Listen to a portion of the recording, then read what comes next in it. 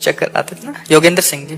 प्रणाम करने के लिए आया है। और जो आप बताते हैं ना, आस्था, विश्वास, भक्ति और श्रद्धा और समर्पण, उसका साक्षात्कार अभी मैंने देखा। बेटे का एक्सीडेंट हुआ, कोई वो नहीं थी उम्मीद में, कोयम्बटूर था आपके आदेश अनुसार बच्चों को मोटिवेट करने के लिए। रात को 1:30 बजे फोन आया, आपको समर्पित कर दिया। और मैंने ये फ्लाइट में 2 घंटे के लिए ये देखा कि डॉक्टर के रूप में आप वहाँ खड़े हैं और ऑपरेट कर रहे हैं, ऐसे ऐसे उसका निकाल रहे हैं पूरा ब्रेन से वो ब्लड। और जब मैं आया तो मैं डॉक्टर साहब से बोला, मैं कहा सर वो ठीक है। बोला मुझे कोई उम्मीद नहीं है। मैं कहा होगी। 5 दिन के बाद उसने आँख खोली। ये जीवन का दूसरा मेरा ये था कि जब लड़ाई में कारगिल में जब वो गोली मार रहा था, तब भी जो है ईश्वर को समर्पित किया और आज भी समर्पित किया। तो जो आपकी वाणी है वो सत्य होगी।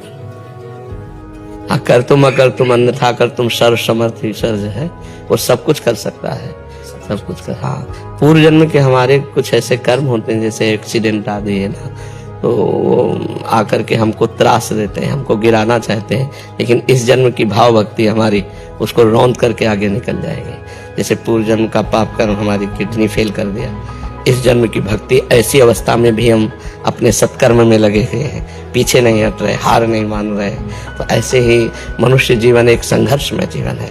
पूर्व के कर्म हमको और हमारे प्रियजनों को गिराना चाहेंगे, लेकिन वर्तमान में यदि हम भक्ति कर रहे हैं, नाम जप कर रहे हैं, तो हम उस गिरे हुई स्थिति से भी उठकर चल पड़ेंगे। जैसे आप अनुभव कर रहे हैं, तो खूब प्रसन्न मन से रहिए और नाम जप जरूर करते रहिए। बिल्कुल बिल्कुल। धन्यवाद।